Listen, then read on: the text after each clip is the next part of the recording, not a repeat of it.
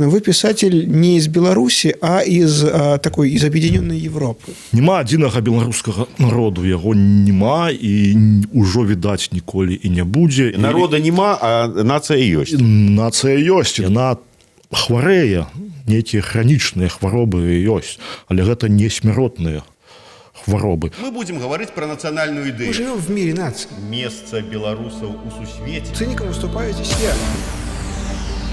Ідея X на Єврорадіо. Вітаю ўсіх слухачоў Еўрарадыё. В эфіры чарговы выпуск праграмы «Ідэя X».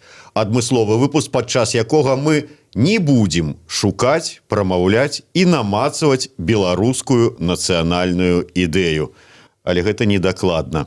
Як звычайна, вядучыя ў студыі Максим Гарунов і Зміцер Лукашук. Падчас гэтай сённяшняй праграмы мы будзем гаварыць пра літаратуру, таму што наш сённяшні госць Альгерд Бахарэвіч. Добрый день, Альгерд. Добрый день.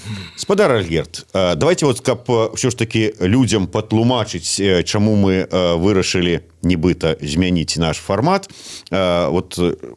Прычыну маіх слоў пра тое, што не будзем тут нічога намацваць. Як ёсць у журналістаў такі тэрмін страх складанай тэмы. Калі нешта складанае, баіцца браць, распрацоўваць гэтую тэму, і калі я некалькі разоў прапаноўваў вам пашукаць, панамацваць нацыянальную ідэю, вы катэгарычна адмаўляліся. Страх складанай тэмы? Не, што вы, страху ніякага няма. Просто, нацыянальная ідэя гэта не тое ж, відаць, што мяне займае цяпер. У свеце вельмі шмат значна больш цікавых рэчаў за нацыянальную ідэю, і мне здаецца, што гэта не надта актуальна для нас цяпер, пошукі нацыянальнай ідэі, яе намацаванне, масаж, все такое, уздзеянне на яе кропкі, бо, напэўна, пра гэта трэба было думаць все-таки трошачкі раней. Але калі ўжо мы закранаем гэтую тэму, калі мы ўжо да гэтых кропак падбіраемся яе, то я, скажам, на інтэлектуальным клубе Светланы Алексеевич ужо казаў пра сваю пазіцыю. Мне здаецца, што адзіная нацыянальная ідэя, якая б магла сапраўды аб'яднаць беларусаў, гэта беларуская мова. І іншае я просто не бачу. Я не бачу нічога, што магло бы нас сапраўды аб'яднаць, злучыць нейкім чынам. Я зачаплюся за вашее слово, што цяпер мяне не цікава, вы сказали. А раней цікавіла? Вядома, у 90-е гады цікавіла, на пачатку нулявых вельмі цікавіла. Магчыма, адбылося нейкае расчараванне, то бок я заўсёды кажу, што нема адзінага беларускага народу, яго нема і ўжо відаць ніколі і не будзе, і, магчыма, нічога страшнага ў гэтым таксама няма. Мы цікавыя тым, што мы розныя. І, напрыклад, калі я жыву ў горадзе Менску, я не цураюся свайго народу, я хожу па гэтых вуліцах, езжу ў гэтых тралейбусах, у метро, хожу ў танныя кавярні, ў звычайныя крамы. Я бачу, што паміж мной і маімі суайчыннікамі насамрэч не так шмат агульнага. Бездань паміж намі. Відаць так. То бок беларускі народ ёсць, беларуская нацыя, яна існуе. Так, апярэдзілі мяне, то есть нацыя ўсё ж такі існуе. Народа нема, а нацыя ёсць. Нацыя ёсць, і дастаткова шмат такіх свядомых, нацыянальна свядомых людзей, якія мне блізкія, з якімі мне ёсць пра што пагаварыць, існуюць пэўныя культурныя коды, якія мы з імі расчытваем.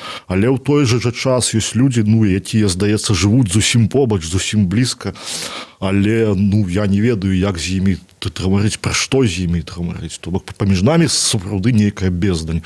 І раней здавалася, што гэта нейкая трагедыя, магчыма. Але цяпер мне ўжо так не здаецца, а чаму, уласна кажучы, мы павінны быць адным народам, чаму нас павінна штосьці аб'ядноўваць. Мы все людзі і самі робім свой выбар. Як жыць, шукаем сабе ідэнтычнасці. В 90-х годах беларусам прапанавалі на выбар шмат ідэнтычнасцю. Але большасць з беларусаў, мне здаецца, так ніводнай і не выбрала. Это такая праблема была менавіта выбару, калі іх шмат і ніводная табе не пасуе, то што рабіць? І мы жывем у краіне, дзе большасць людзей, мне здаецца, так спакойна абыходзяцца без усялякай ідэнтычнасці, нацыянальнай у тым ліку.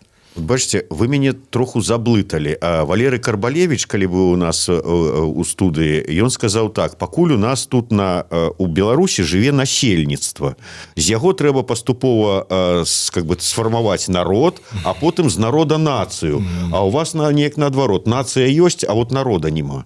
Ну, неяк так выйшла, але ў Беларусі шмат чаго унікальнага, так? Унікальная прырода, там. Унікальныя пісьменнікі. Унікальныя пісьменнікі і унікальная сітуацыя ў тым ліку з нацыянальнай ідэі. Так. Ось. Ну, разумееце, пра гэта все сапраўды трэба было думаць трошачкі раней. Беларусы — гэта еўрапейскі народ, еўрапейскае насельніцтва, еўрапейская нацыя. Магчыма, яны не абіраюць гэтай еўрапейскай ідэнтычнасці, але все роўна мы належым усе да Европы. Вось. І ў той час, як ва ўсёй Европе гэты працэс ужо скончыўся, то бок ось тут, можа быць, варта пару слоў сказаць пра нацыяналізм. Нацыяналізм — гэта файная штука, ось. Вельмі добрая рэч на пэўным этапе ад развіцця краіны. Як толькі нацыяналізм зрабіў сваю справу, ён мусіць сысці. Ось. А ў Беларусі атрымаецца так, што для нас нацыяналізм дагэтуль застаецца чымсьці важным, чымсьці актуальным. І гэта паказвае проста, наколькі мы спазняемся, наколькі ўвесь свет кудысьці едзе, такі вялікі, сучасны, хуткасны цягнік кудысьці не нясецца, а мы все што-то з нацыяналізмам, тут з нацыянальнай ідэяй. Добра, я пра літаратуру зараз. Вот, сыходзячы з вашых слоў, з аднаго боку вы кажаце, што мова гэта найперш. З другого боку вы кажаце пра тое, што вот вы ходзіце сярод гэтага народа і бачыце вот эту бездань, якая паміж вамі і гэтым народам, і пагаварыць з ім няма пра што. А для кого вы пішаце? Я пишу не для ўсіх, разумееце, калі б я пісаў для ўсіх, то я б, відаць, пісаў інакш, выглядаў інакш, гаварыў інакш, паводзіўся інакш. Ось, я свядома пішу для нейкай, відаць, эліты.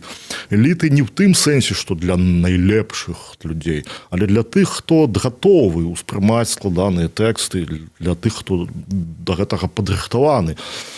Вось. І в прынцыпе, калі я пішу, як і любы пісьменнік, натуральна, я звяртаюся да ўсіх людзей, якія валодаюць мовай, якой я пішу. У Беларусі такіх людзей не так ужо і шмат.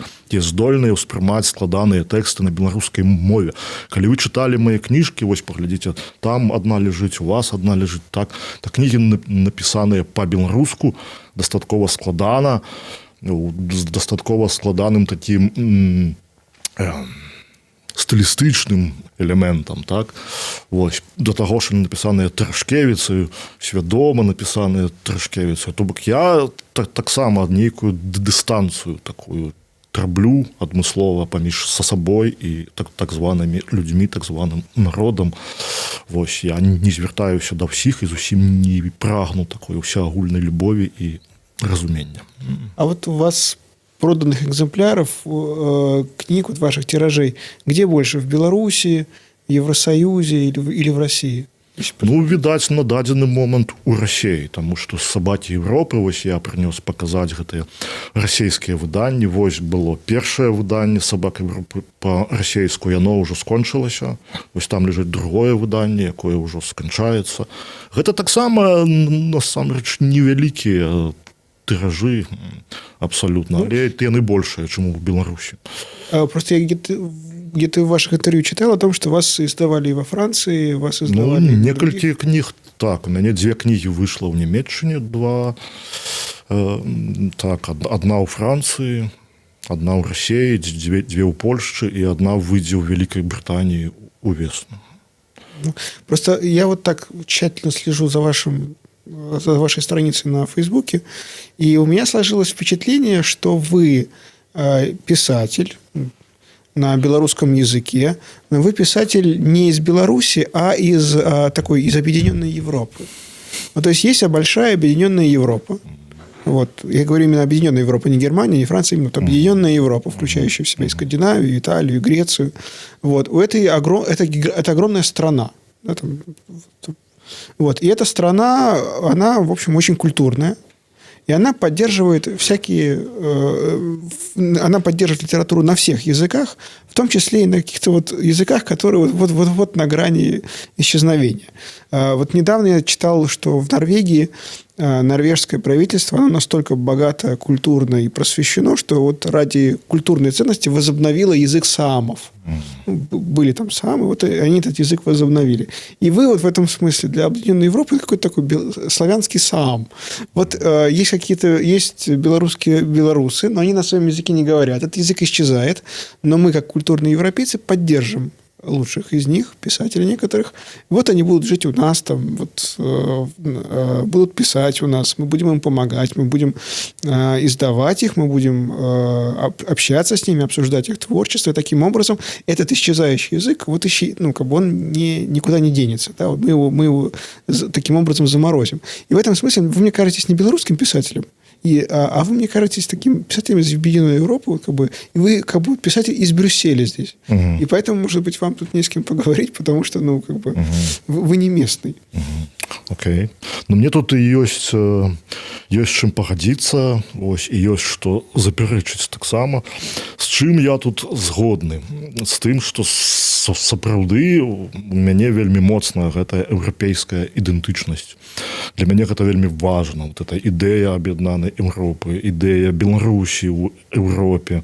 Я ўвесь час у меру сваіх сціплых сілаў спрабую прасоўваць гэтую ідэю, што мы, беларусы, еўрапейцы, мы неад'емная частка еўрапейскай цывілізацыі, мы займаем тут таксама сваё важнае месца ў гэтай Еўропе. І тое, што Беларусь, гэта Еўропа, сведчаць нашыя вёскі, напрыклад, калі мы паедзем па Беларусі, падарожнічаць, то, в прынцыпе, беларуская вёска – гэта не меншая Еўропа за Парыж, за Лондон, за Стокгольм, за Берлін. Ёсць штосьці, што нас вельмі моцна звязвае ад Атлантыкі і да Смаленшчыны. Я думаю, так, гэта Еўропа, еўрапейская ідэя. Мне страшна крыўдна і балюча, калі я бачу тут нават сярод культурных людзей такое ўяўленне, што вось Еўропай называюць усё, што на захад ад Беларусі. А мы, значыць, не включаемся наогул у гэтую самую Еўропу. Тут я згодны. Я пісьменнік еўрапейскі і звяртаюся таксама ў сваёй творчасці да тых, хто падзяляе вось гэтую еўрапейскую ідэю. А што да таго, што беларускія пісьменнікі, беларуская літаратура – это все-таки экзотыка для тых заходніх краін. Так, гэта экзотыка, але беларуская мова, я не лічу, што яна вымірае, я не лічу, што яна знікае. Она насамрэч жыве, у мяне аптымістычныя прагнозы. То бок я, як чалавек, які тут нарадзіўся і вырас, і бачу, што адбываецца ў гэтай краіне з 75-го года, калі я нарадзіўся, і па 2020. З беларускай мовай все стало значна лепш за апошнія часы. Значна лепш. Значна большая колькасць беларускамоўныя дзеці. Беларуская мова просто ва ўсіх сферах жыцця прысутнічае. І тое, што дзяржава неяк супраціўляецца гэтаму, а можа і не зусім супраціўляецца. Карціна агульнай зусім не змяняе. То бок, я тут жыву, мы тут усе жывем. І для нас не праблема знайсці беларускамоўных суразмоўцаў. Для нас не праблема атрымаць, в прынцыпе, беларускамоўную адукацыю. І тая ж літаратура, і тая ж журналістыка. Беларуская мова можа быць у даволі цяжкім стане. Яна хварэе, нейкія хранічныя хваробы ёсць. Але гэта не смяротныя хваробы. Там на захадзе нас сапраўды ўспрымаюць як экзотыку. Калі мы туды прыязджаем, з намі не хочуць гаварыць пра літаратуру, з намі хочуць гаварыць пра палітыку, пра Лукашэнку, можа быць, пра Чарнобыль ахвотна пагавораць, то бок нейкія стэрэатыпы адносна нас ёсць. Але ж гэта справа ў нашых руках знаходзіцца. Калі мы туды будзем прыязджаць і будзем заяўляць, мы не хочам гаварыць з вамі, з заходнімі людзьмі пра Лукашэнку. Мы хочам гаварыць пра кнігі, мы хочам, каб да нас ставіліся сур'ёзна. То в прынцыпе сітуацыю можна змяніць. І, напрыклад, я і мае калегі мы так і робім. Мы прыязджаем і адразу кажам: не, пытанні пра Лукашэнку тут не пракоцяць, мы будзем гаварыць пра тэксты. Вось. Так што, гледзячы, як сябе паставіць. Натуральна, калі прыязджаеш на захад, вот, і пачынаеш там скардзіцца, ныць, там, вот, што мы такія бедныя, у нас мова памірае, літаратура маленькая, у нас Лукашенко, у нас дыктатура, то і стаўленне да нас будзе адпаведнае. А калі ты прыязджаеш моцным, упэўненым у сабе чалавекам, з адчуваннем сваёй еўрапейскай ідэнтычнасці, калі ты ведаеш замежныя мовы, напрыклад, то стэеатыпы вельмі лёгка рассыпаюцца.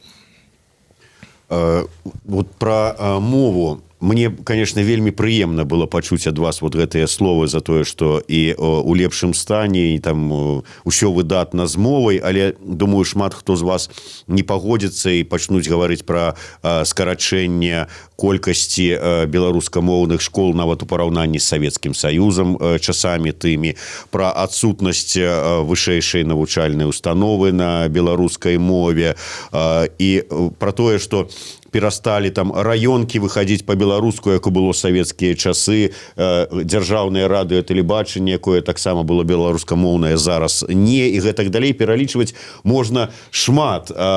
І мараш, якая вот была у тых, хто імкнецца беларусізаваць Беларусь, што вот калі ўсе міліцыянеры і прастытуткі загавораць па-беларуску, тады з мовай все нормально. А вы кажаце, і зараз все нормально.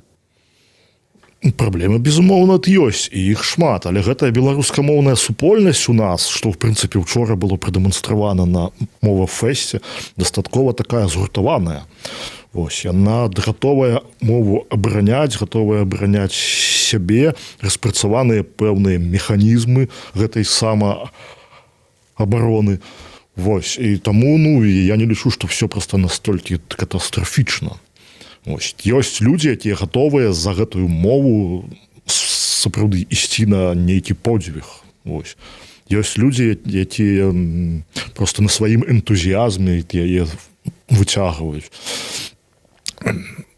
Я сказаў, зразумела, што сітуацыя зусім там не цудоўная з мовай, што яна сапраўды можа быць хварэе, але яна ацалее, яна выжыве. Просто трэба глядзець праўдзе ў вочы, калі раней мы чамусьці былі перакананыя, што беларуская мова жыве ў вёсках, вось, што там у нас крыніца такая, якая ніколі не скончыцца. Вось, тут цяпер зразумела, што, напэўна, самы беларускамоўны горад у нас Менск. А Менск – гэта сталіца. Адсюль усё ідзе, адсюль усё пачынаецца. І пакуль у Менску будуць гаварыць па-беларуску, то яна будзе і ў маштабах усёй краіны гэтая мова існаваць і пэўным чынам развівацца. Галоўнае, каб сталіца была беларускамоўная. Калі ўзяць вашых сабак Еўропы, то там ёсць пэўныя такія кавалкі, дыялогі там ці што, якія на трасянцы. І не толькі на трасянцы, там ёсць і па-расейску. Да. А вы сказали пра вот эту бездань паміж вами і народам. Я так зараз вас правакую трошку. А ці вот такая уключэнне ў ваши складаныя, не кожнаму зразумелыя тэксты вот гэта расейскай мовы і трасянцы, ці не ёсць гэта такая завуаліраваная спроба ўсё ж таки неяк так прабрацца да чытача, можа не масавага, але каб пашырыць вот аўдыторыю? Цікавае пытанне, магчыма, так ёсць. Я ўжо не буду лезці ў дзебры ўласнай падсвядомасці. Магчыма, я і праўда хачу, каб мяне зразумела больш людзей, чым я тут перад вами дэкларую. Вось. Але насамрэч, чаму я так раблю? Таму што вось гэтая крывадушнасць беларускай літаратуры, яна мяне заўсёды абурала. Мы все ведаем, дзе мы живем, і калі персонажы беларускамоўных романаў размаўляюць уседна правільнай, на чысцюткай літаратурнай беларускай мове, то гэта просто выглядае смешна. В гэтым сэнсе, калі я ствараю свае тэксты, я хачу праўдападобнасці. І таму у мяне людзі у маіх кнігах размаўляюць так, як яны размаўляюць вот у так званым жыцці. Хтосьці па-расейску, хтосьці па-беларуску, хтосьці на трасянцы, хтосьці на няправільнай расейскай, хтосьці на ламанай беларускай. То бок я імкнуся до такой максімальнай правдападобнасці. А по поводу правдоподобности, я, опять же, глядя на вас, мне все время кажется, что вы такой гость из будущего. Потому что, ну вот, к примеру, у вас романы, они, в общем, у вас, насколько я знаю ваше творчество, по-моему, у вас нет никаких романов и каких-то там зарисовок из жизни села. То есть вот вы не Горват. У Горвата там как бы вот самый громкий успех, ну как бы вот такой новый автор, который вот появился за последние годы, это Горват, и он весь про деревню. А вы не про деревню, вы про город. Да, то есть у вас там бывают сцены в кавярнях, у вас бывают сцены в библиотеках и так далее. Но для белорусов это все пространства какие-то относительно новые. Ну, то есть не сказать, чтобы совсем новые, но, в общем-то, как бы, вот, как бы второе, третье поколение белорусов, ну, так, если говорить о большинстве, там, о десятках процентов, они вот только недавно начали осваивать кофейни, газеты, библиотеки, театры, может быть, даже. Вот. И в этом смысле вот то, что вы писатель, вам не кажется, что это как бы какой-то, ну, не наводило, а как бы это, ну, все слишком свежее. Вот как бы вот оно вот еще не окрепло. Оно, это какие-то первые, может быть, там, вторые шаги. Ну, давайте будем глядзець так. Вось, мне было 16 гадоў, калі это быў 91 год. І тады для нас было гэта вельмі важным, для всіх маіх знаёмых і сяброў у Менску. Кавярні і все гэта вот Европа, это баемнае жыццё, каб яно прыйшло нарэшце ў Беларусі. Вот прайшло 30 гадоў. Вот, ну, для вас 30 гадоў гэта мало, для мяне это дастаткова такі вялікі прамежак, ну, просто часу. То бок ужо 30 гадоў беларусы жывуць і ходзяць у кавярні, і для іх это абсолютно натуральна. А што да вёскі? Так, в асноўным натуральна я пішу пра горад. І беларускія гараджане, гэта галоўныя мае героі, мае любімыя персонажы, я іх вельмі разумею, люблю, ведаю, што яны думаюць і як яны размаўляюць. Вот. Але ў некаторых кніжках я пішу і пра вёску таксама. Магчыма, гэта просто погляд на вёску чалавека, які всё жыццё жыў у горадзе, такога гараджаніна да мозга ад касцей. Недавно я написал эссе про белорусскую вёску, якое называется «Мухи ў малацэ». Оно было перекладено на расійскую мову, а потом на немецкую, и в Нямецчыне выйшло. И немцы чамусьці вельмі полюбили это эссе. Вось, яны яго з задавальненнем чытаюць і пастаянна параўноўваюць са сваёй нямецкай вёскай. Это вельмі забаўна. Яны чытаюць эссе про беларускую вёску, про наших мухаў у малацэ. Вось і кажуць, і у нас же вось так вот было абсолютно. І я, калі маленькі быў, там прыязджаў там саксонскую, цюрынгскую вёску, і все было абсолютно гэтак само. Ну просто, ну, ясная рэч, што не хочется строить себе тут нейкага чалавека, які ведае беларускую вёску. Не, я яе не ведаю. У меня был вопрос, как бы, наверное, лучше, наверное, сформулировать. Не чувствуете ли вы на себя давление вот, как бы, вот, с деревенской культуры, в том смысле, что и, как бы, и белорусская литература, опять же, насколько я ее знаю, она тоже, в общем-то, в тех сюжетах живет деревенских? Ну, жила, мне здаецца, жила, все уже змянілася. Ну, маладое пакаленне беларускіх пісьменнікаў у свой час, в 90-е гады, я думаю, можа яшчэ і 80-е, свядома супрацьпаставіла сябе вёсцы, вясковай культуры. Это 80? Всім гэтым стэрэотыпам. Думаю, што так. Тады вось пачыналі, тады пісалі Бабкоў, тады пісаў Глобус, тады шмат аўтараў з'явілася менавіта гарадскіх. А можно сказать, что второе поколение городских авторов? Может быть другое, может быть и третье. Я не ведаю. Я про гэта не задумываўся і не думаю, что гэта настолькі ўжо важно. Я хочу просто сказать не двухсэнсоўна, что для беларускай мовы, беларускай літаратуры горад гэта ўжо не штосьці новае даволі давно. Гэта гарадская стыхія літаратуры давно асвоеная. Тое, што такія аўтары, як згаданы вамі Горват, з'явіўся, сведчыць хутчэй пра нейкі такі рэсантымент беларусаў сучасных да вёскі. То бок прыйшоў нейкі этап нашага развіцця, калі горад апанаваў усё, і людзям зноў захацелася вярнуцца вось туды. Як бы горадам все ўжо насыціліся. Захацелася зноў гэтай чысціні, вось нейкай такой. Романтыкі вясковай. Магчыма, так, але ну, мне здаецца, гэта таксама шмат у чым мода. Яна вельмі хутка мінае. Мода пройдзе, а сапраўдная застанецца. Вы, вот я не ведаю, ніколі не пісаў такіх вялікіх романаў, тым больш, не прапісываў персанажаў і герояў, але вот чытаю і кажуць заўсёды, што пісьменнік, літаратар, калі прапісвае характар свайго героя, герояў, ён фактычна ужываецца, жыве іх жыццём, ведае іх. Ну, то есть становіцца, можа быць, часткова імі. Я просто вот вярнуся да может быть, нацыянальнай ідэі, пра якую мы не гаворым, а ваши героі, вот ім нацыянальная нейкая ідэя, нейкая самаідэнтыфікацыя, спробы знайсці там сваю ідэнтычнасць, яны ёсць вот у іх? Яны ёсць такія героі, і мушу сказаць, што гэта не самыя сімпатычныя героі в маіх кніжках. Звычайна, калі такія людзі там з'яўляюцца, то это людзі вельмі нешчасныя, людзі, якія заблыталіся ва ўласным патрыятызме, якія не могуць проста знайсці адказаў, бо занадта вераць у догмы, нацыяналістычныя догмы у тым ліку. Ёсць у мяне такі роман «Дзеці Алендаркі», такі лінгвістычны трылер, калі хто не ведае, то там вядзецца пра канцлягер, у якім дзяцей адвучаюць гаварыць па-беларуску, хірургічным шляхам спрабуюць іх вярнуць да чыстого рускага языка. Вось. І там ёсць такі персанаж, як бацька.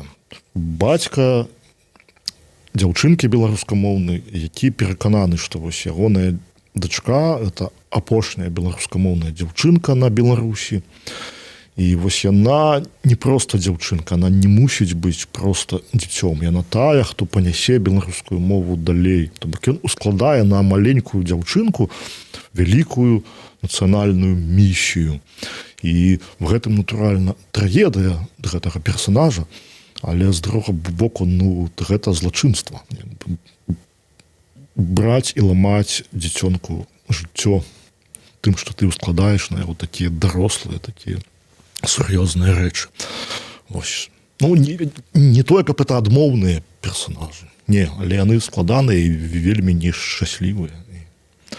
Дезарыентаваны. Вот таким чынам вот і мы з табой, і большасць, ну, фактычна ўсе, акрамя Альгерда Бахарэвіча, удзельнікі нашай праграмы, гэта вот такія вот, ну, можа быць, не злодзеі, але нейкія там людзі са зламаным жыццём. Так і я ж таксама, так. І я ж такі самы, як вы, а я просто раблюся вашим голосом, разумеете. А в прошлом году в Минск приезжал такой Миленко Гергович, по-моему, да, и у него был роман, я купил «Ореховый палац», он называется. Вот, я открыл его и начал читать, и у меня было ощущение, что я читаю белорусского автора. Разница была в том, что у него там бывает про солнце. Вот, а здесь как бы все то же самое, то есть все плохо, трагедия, переворачиваешь страницу, следующая трагедия, как бы каждая страница это новая трагедия. Вот, и там в конце романа все заканчивалось, ну, как бы роман перевернутый, но, в общем, все заканчивалось тем, что главная героиня сходила с ума и в ужасе как-то там в страшной смерти умирала. Вот, а не кажется ли вам, что, в общем, белорусская литература, она, наверное, вот если искать параллели, то нужно искать где-нибудь в странах с очень трагической судьбой, скорее всего, где-нибудь на Балканах. Ну, вот бачыце, вот, дзякуй, дарэчы, што згадалі Міленку, это цудоўны пісьменнік і перакладзены цудоўным перакладчыкам Сергеем Шупам. І Міленка прыязджаў, мы правялі тут цудоўныя дні ў Менску. Паспрабавалі яму расказаць усё, што змаглі за 3 дні пра Беларусь і паказаць усё самае цікавае. Ну, вот, ведаеце, вот страны со трагической судьбой, да, вот. А где, покажите мне в свете краину вот не с трагической. Вот она есть, но нет, там так само трагичная история, жахливая. Вот мы, калі гаворым пра сябе, мы заўсёды чамусьці любім гэта Подожди, падкрэсліваць. Филиппинские острова. О, там трагедий столькі, что, боже мой, просто. Хорошо, а можно сказать, что, в общем, в каждом уголке мира видеть бездну трагедии, это и есть, в общем, суть того, чтобы быть белорусом.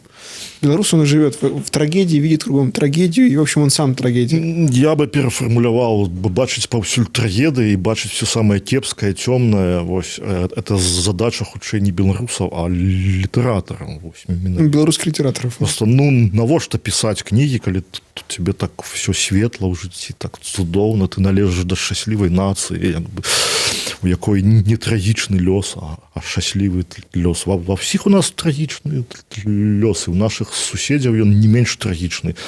Мы просто живем таксама, вот зноў жа таки вернемся да Европы. Мы живем у гэтай Европе, в яе бурбалцы. Вот. Але ёсць Африка, боже мой. Там солнце. Але хіба яе гісторыя менш трагічная? Вот я сейчас вот понял, что Достоевский, скорее всего, в самом деле белорус, потому что Достоевский – это такой человек, который тоже видел в каждом углу какие-то шекспировские трагедии и бездны смерти. Боль, цемра, жах – это тое, до чаго мы мусім імкнуцца ў нашай творчасці. То бок ісці туды, дзе страшна, дзе вусцішна, дзе балюча, дзе людзі крычаць, дзе яны бачаць кепскія сны. Вось. І ніколі не хадзіць туды, дзе все шчаслівыя і задаволеныя. В гэтым задача ад літаратуры прымаць на сябе гэта, іх трымарыць пра гэта. Як толькі мы бачым, што дзесьці штосьці кепска, мы мусім туды просто кідацца і рабіць з гэтага тэксты. Потому что, магчыма, там... Жыццесцвярджальнае хоть нешта Нет, павінна. жыццесцвярджальнасць гэта не до нас. Не. Вот в Россию въехало два великих автора, из Запада. Значит, из Беларуси приехал Достоевский, а из Украины приехал Гоголь. Значит, Гоголь привез свой солнечный сарказм и издевательство над всеми окружающими. Причем такое доброе. Да, то есть, как бы все эти мертвые души, ревизоры и так далее. Это же как бы такая бесконечная украинская ирония, которая сейчас на Фейсбуке, зайди, она кругом сочится. А Достоевский привез в Петербург вот то, что вы сейчас описали. Мрак, ужас и ощущение того, что зря мы все родились. Вот здесь поміж ими так и... Мы і мусім існаваць і пісаць. Дзесьці паміж Гоголем і Достоевским. Так, психика вот ваша... Як... Не. Просто сейчас как бы вот о национальной идее белорусов и о самоощущении белорусов. Мрак, темнота. Все плохо. Не, мы смеяться умеем. Не дай бог, конечно. Кніжкі ў беларускай літаратуры даволі злыя і таксама саркастычныя. Мы пра гэта шмат з маёй жонкай разважаем. Чаму так? Можа быць, рэч у тым, што нам ужо надакучыла просто смеяться. Просто уже за апошнія 25 гадоў уже насмеяліся ўжо так, што ўжо... Жываты баляць. Жываты баляць і сківіцы ажно просто, да, вот уже, вот пахадзіцеся, калі мы як бы глядзім на нашу рэчаіснасць і чытаем вот літаратуру таксама беларускую, вот, там правда уже как бы нічога не выклікае смеху. Там, дзе чалавек мусіць смяяцца, он толькі можа быць пазяхне або ўздыхне. Колькі ўжо можна. Просто это таксама літаратура стомы, вялікай стомы. Вы на самом пачатку сказали, что про нацыянальную ідэю трэба было раней думаць. Час прайшоў. З другога боку, вось вы кажаце, нацыя то ёсць, а народ і невядома ці будзе. І про нацыянальную ідэю увогуле зараз уже не варта займацца этой справай, бо здадуць вас у псіхіятрычную лякарню у выніку. Так што, вот так вот далей гэтая нацыя, которая нават і не народ, і будзе неяк вот боўтацца, некуды ісці ці не ісці без ніякай нацыянальнай ідэі, якая, калі верыць Вікіпедыі, там у нейкую светлую будучыню, там месца сусвеце. Извините, меня осенило. А можно сказать, что вот эти вот все страшные сюжеты и мрачные сказки, о которых вот вы сейчас упомянули, это и есть, в общем, на самом деле какая-то вот форма национальной идеи. То, что на самом деле всех объединяет. Может быть, язык не объединяет, видение истории не объединяет, но вот такой глобальный, тяжелый, северный славянский пессимизм, это как раз то, что на самом деле есть общее для всех белорусов. Можа быць, гэта цалкам дастаткова, каб сфармаваць літаратурную школу, напрыклад, страху і холаду ўжо хопіць цалкам. Я не ведаю, я не задумываўся пра гэта, тому што для гэтага трэба сябе адчуваць часткай нейкай супольнасці вялікай. Я не ведаю. То есть вот в прынцыпе-то поставілі крыж як на нацыі, якой там ёсць ці патрэбна нацыянальная ідэя, ці ўвогуле прыхільнік таго, што нашай нацыі, ну таму што мы пытаемся, а ці трэба яна ўвогуле нацыянальная ідэя, то можа быць. Бачыце, тое, што ўжо сфармавалася, мне здаецца, яно будзе існаваць і далей. Тых людзей, якія ўспрынялі нацыянальную ідэю як сваю, якія жывуць у адпаведнасці з ёй, іх ужо не трэба пераконваць. Ну, вось навошта вот нас з вами пераконваць у існаванні нацыянальнай ідэі. Вось будзе адбывацца такая пастаянная нейкая дыфузія зваротная, узаемная дыфузія. Хтосьці, малая колькасць людзей будзе цягнуцца да нацыянальнай ідэі, да нацыяналізму, нацыянальных каштоўнасцяў. Большасць не будзе. І колькі мы не будзем іх дзяўпсці нацыянальнай ідэі, яны все роўна не ўспрымуць. Ну не іхнае гэта. Не з намі яны. Што нам з імі рабіць? Чаму мы мусім іх прымушаць верыць у тое, во што верым мы? Чаму мы вырашылі, што гэта тое, што ім неабходна? Можа быць місія літаратара, пісьменніка, каб праз свае творчасці, недзе там у тэксце так прыхавана прапісаць нацыянальную ідэю, каб потым прачыталі людзі і сказалі: о. Калі беларуская літаратура і наогул літаратура здольная штосьці зрабіць для нацыянальнай ідэі, то яна гэта ўжо робіць самім сваім існаваннем. Тое, што ёсць кнігі, напісаныя па-беларуску, прызнаныя у свеце, прызнаныя нейкімі аўтарытэтнымі спецыялістамі ў галіне літаратуры. Гэта ўжо само па сабе сцверджанне таго, што і нацыя ёсць, і нацыянальная ідэя прысутнічае. Вось. І, то бок, што пісьменнік яшчэ можа зрабіць, апрача таго, каб пісаць добрыя, моцныя тэксты. Всё, ён ужо сваю справу зрабіў. Хіба гэта не працуе на нацыянальную ідэю, калі мы прыязджаем за мяжу, выступаем там, і нам кажуць: о, дык у вас такая некепская літаратура ў Беларусі, аказваецца. Дык у вас і мова, аказваецца, ёсць там. Гэта ўжо робіць для нацыянальнай ідэі значна больш, чым калі мы будзем у кнігах наўпрост там, ці не наўпрост пісаць. Ну і, на жаль, трэба завяршаць. От у мяне ёсць кніга з аўтографам, дарэчы, ад спадара Альгерда, якая называецца «Ніякай літасці Альгерду Б. Кропка». Так вот, я без аніякай літасці да Альгерда Бахарэвіча зараз спытаюся, таму што ён сам вот падвёў мяне да гэтага пытання, сказаўшы: ну вот у мяне, у вас нацыянальная ідэя ёсць, мы в адпаведнасці з ёй жывем. Вы можете агучыць зараз вот нацыянальную ідэю Альгерда Бахарэвіча, у адпаведнасці з якой ён жыве і, можа быць, якую нават не хоча і не думае праз гэтую бездань там у народ перакінуць, якога няма, у нацыю. Есть такое слово, якое вельмі прыгожа гучыць па-беларуску, але таксама на іншых славянскіх мовах. Слово, якое все славяне зразумеюць без перакладу. Гэта слово «свабода». Ось. На ёй все грунтуецца, з яе все пачынаецца, ёй усё і сканчаецца. Ось, калі мы будзем свабодныя, то будзе у нас і нацыянальная ідэя, і будзе все астатняе. Это мой галоўны пасыл, які я несу свету. Свабода. Свабода ад Альгерда Бахарэвіча. Дарэчы, вы ў курсе, што вот апроч, можа быць, гэтай кнігі, ніякай астатняй кнігі Альгерда Бахарэвіча вы зараз свабодна не купіце? Ці... Ну, мае 90-е сканчаюцца. Яны яшчэ ёсць у кнігарнях, але паспяшайцеся. Але паспяшайцеся. Вось так вот мы абсалютна не шукаючы і не намацваючы, але знайшлі нацыянальную ідэю ад Альгерда Бахарэвіча. Гэта нацыянальная ідэя гучыць так: свабода. Адным словам. Такі вось кубачак вам на памяць і з удзячнасцю за ўдзел у нашай праграме, дзе мы не шукалі і не намацвалі, але і знайшлі і намацалі, ад Еўрарадыё і нашага партнёра крамы «Сімваль Бай». Дзякуй, спадар Альгерд. Дзякую вам. Максим Гарунов, Зміцер Лукашук, Альгерд Дахаревич. Читайте, калі яшчэ паспееце купіць. Ідея X на Єврорадіо.